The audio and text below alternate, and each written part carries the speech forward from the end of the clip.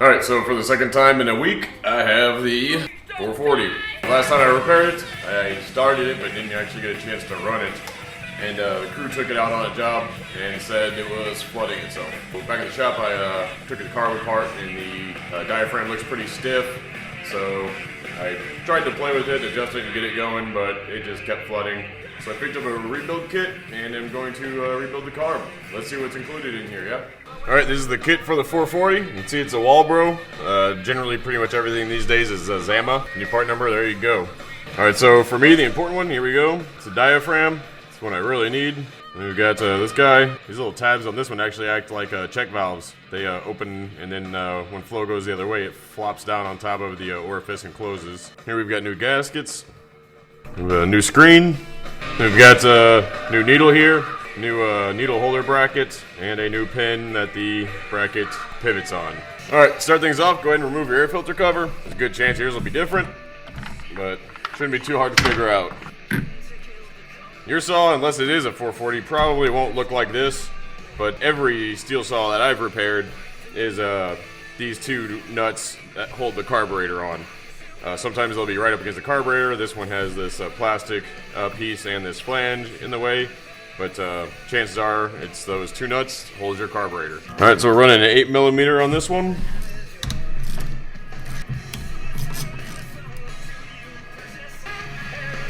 Again, likely yours is going to be different, but on this model, this flange comes off, put the choke on, and this piece comes off, and there's our carb. So this is one of the compensating carbs. So it does have this orifice up here. Yours may or may not have it. Chances are yours does not have this rubber grommet or metal piece, but whatever it has, go ahead and take those out. Take this piece off. A note about the throttle linkages on these saws: it is much easier to disconnect everything if you take this handle off. Chances are it's going to be a Torx head up underneath here. You can see we actually have a flat head because the old mechanic was a piece of shit. Go ahead and take that screw out. This handle pops off. So I got that screw out. Once that screws out, the handle will actually pivot, hinge on these hooks up here. So you just lift up and come out. There you have it. With the cover off, these pieces can pop out. They're spring loaded, so be somewhat careful. Just be aware of that. But you can pop the throttle linkage out of this cradle. So with the throttle linkage out of that cradle, you twist it and pull it out.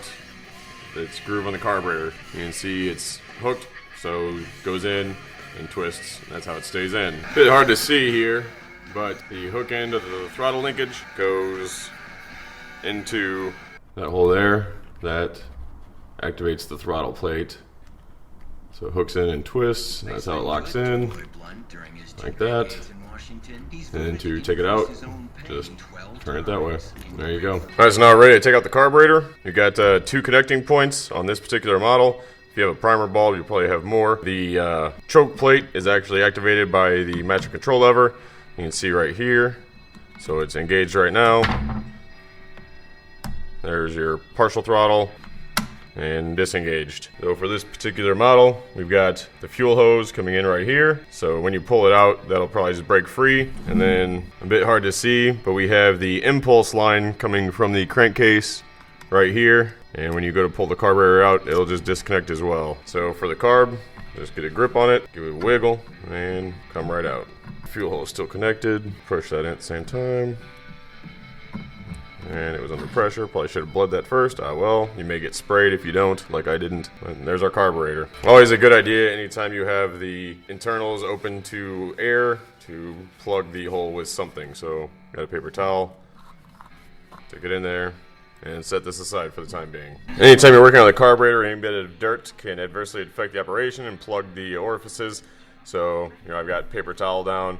Use just something clean. You don't want any dirt getting in here. So to start, we'll go ahead and take this top cover off. On this particular model, we remove this rubber grommet and have a Phillips. So we're going to take out these Phillips heads. Alright, so we'll go ahead and remove this cover. Alright, and there we have what I believe to be our problem with this particular saw.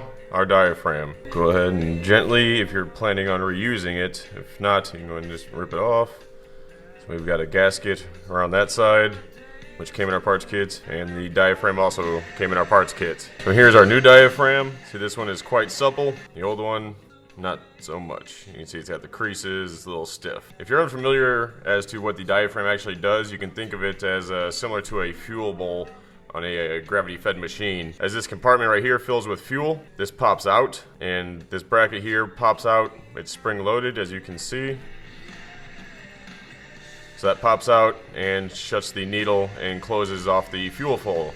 When it gets low on fuel, the diaphragm caves in, presses on this bracket, which in turn opens up the needle, and fuel flows in until it's full. Then it pops back out, shuts it off, and it just goes through that process over and over. So what I believe is happening with this unit is that the diaphragm is not closing the needle. There's not enough pressure on there. Alright, so from this point, we have this Phillips head right here. That Phillips head, as you can see, is right over that pin that holds this bracket in there, which holds the needle.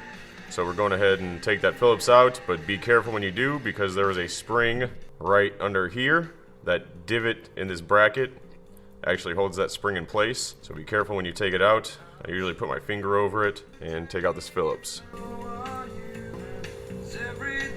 Now that the Phillips is removed, I can put my finger away, but first I'm going to cover it because it can pop out. Alright, so in that assembly we have the spring, which will be reused. The pin, the bracket, and the needle are all getting replaced. Anytime you're taking apart a carburetor, it's worth your while to go ahead and clean out all the passages that you can while you're at it. To do that, they do make special, real small files. I generally use welding tip cleaners. These are pretty much just really small round files in an assortment of sizes. So on this particular one, I'm going to go ahead and gently clean out the orifice that the needle seals against. So we just kind of gently probe in there. Feels pretty good. Anytime you're probing and filing the orifices in your carb, always have some carbon choke cleaner handy. Give it a squirt just in case there was some gummy shit in there. It'll clean it out, and I'm going to do this off camera because I don't feel like spraying my camera. Alright, so we got that one cleaned out. Let's go ahead and take out this orifice. It's a flat head, as you can see. It's a metering item right there. So there's that guy. I'm going to go ahead and stick a file through that as well, make sure it's good to go. So good there. Go ahead in through that passage. Everything seems fine in there. Again, give it a shot. Can't be too liberal with this stuff. Use it freely. We'll go ahead and replace this metering orifice. Alright, go ahead and grab your new pin, your bracket, and your needle, and your old spring. The way I like to do this is I'll assemble the pin, the bracket, and the needle. I've got the bracket here. And grab your pin. Get it in. God damn it. Grab your needle next. Set it in the holder. And we'll set this aside for the moment. Go ahead and get your Phillips screw ready. And now what I like to do here, this can be tricky, especially if you've never done it before. This divot right here is where the spring sits. So I'll go ahead and set the spring in there. So that sits vertical. Then I'll set the assembled needle assembly right on top of that. And this is the part that can be a pain in the ass. It may take a few tries, but you'll get it eventually.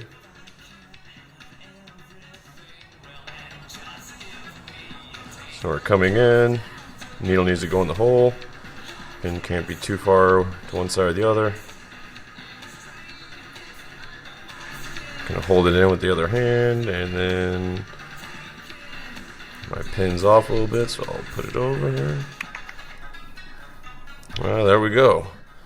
You gotta hold it in place while you reinsert your Phillips.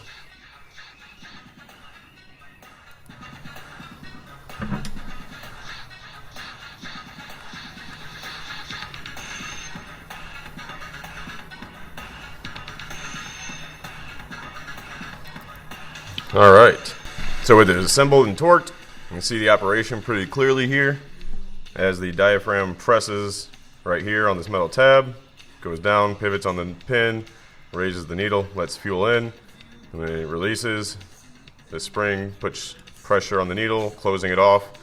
We'll go ahead and grab our new gasket. There's only one way this is going to go. There's two tabs, one here, one here. Line up with the holes in the gasket. Like so. Now you're going to take your new diaphragm, metal disc down, and it goes on the same way on top of those tabs, so there's only one way it's going to go and fit properly. Just like that. And one of my favorite songs in the world just came on. Fucking right. Hope this is what you wanted.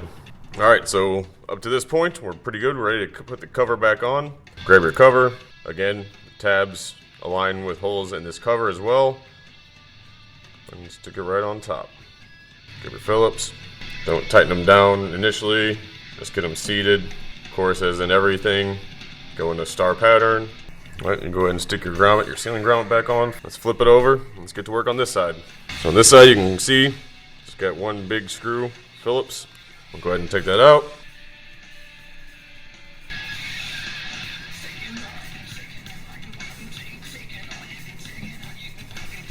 Got our piece with the check valves right here. Have a new one of those. We've got our gasket here. You never know when you're going to rip a new gasket putting it on. So you could just rip this off and destroy it, but I always try to be careful and preserve them just in case.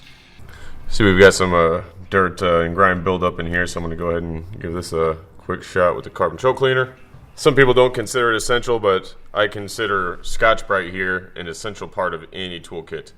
So this stuff's a little gummy, so I'm just going ahead and give it a quick brush with the Scotch-Brite, and then shoot it again with the carbon choke cleaner to clean out any particulate matter that gets rubbed off. Scotch-Brite, indispensable, alright?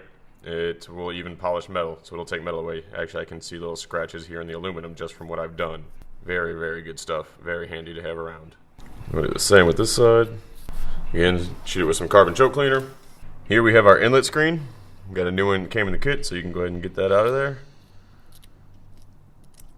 Feel free to spray that with some carbon choke cleaner like every other thing on here.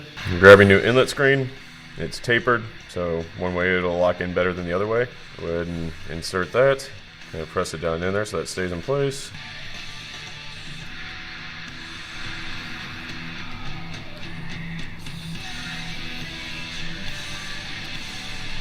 Alright, so here we'll grab our new rubber gasket and go ahead and install. So go ahead and take your top piece and your new rubber gasket. Just as on the other side, you have tabs here that will prevent it from going on the wrong way.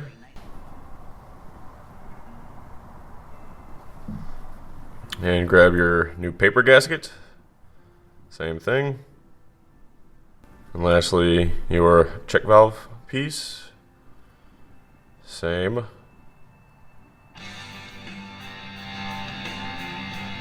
This time, we're actually going to place the carb on top of this piece. The impulse line on bottom that I'm actually holding it by points the same direction as the fuel intake hose.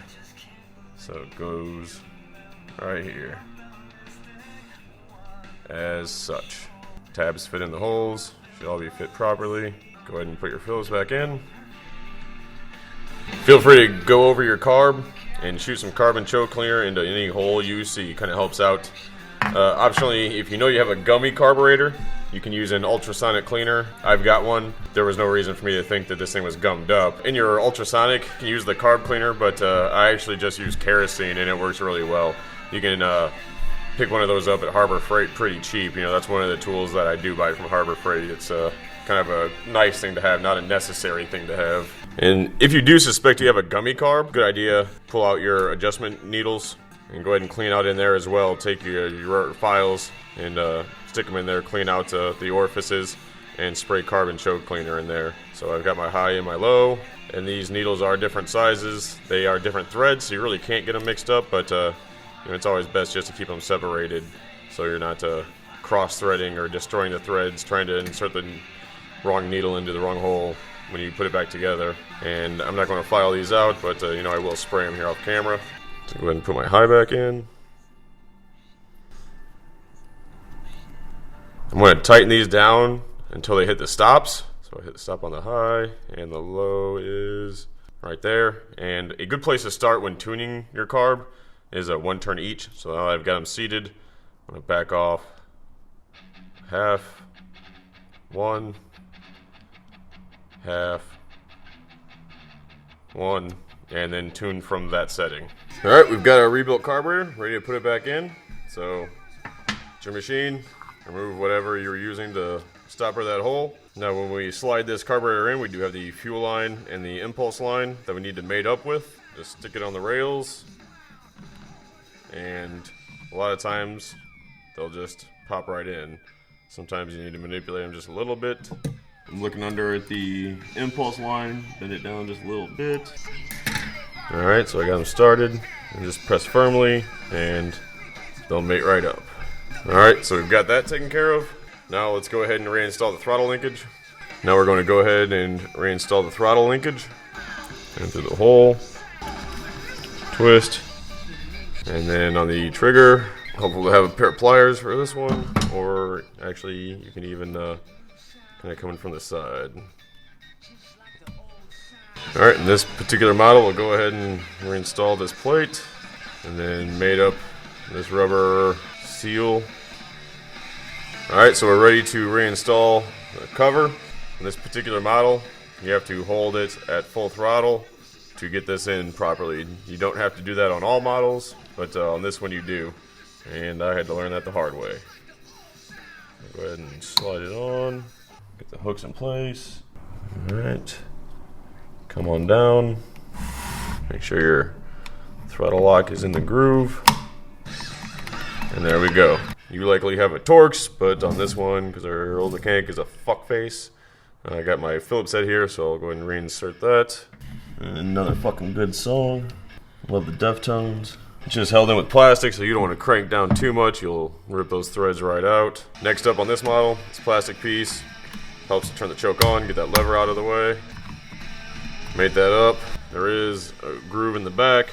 Make sure that's mated properly, like again, just on this particular model. Next on this one comes the flange. And then the 2 nuts that hold everything together. Chino gets bored.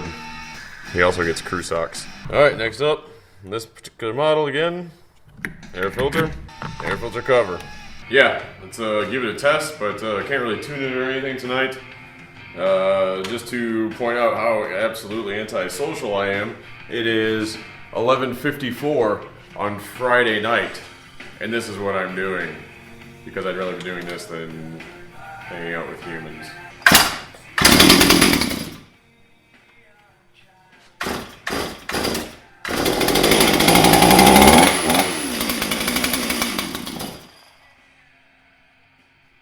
Already a lot better than it was.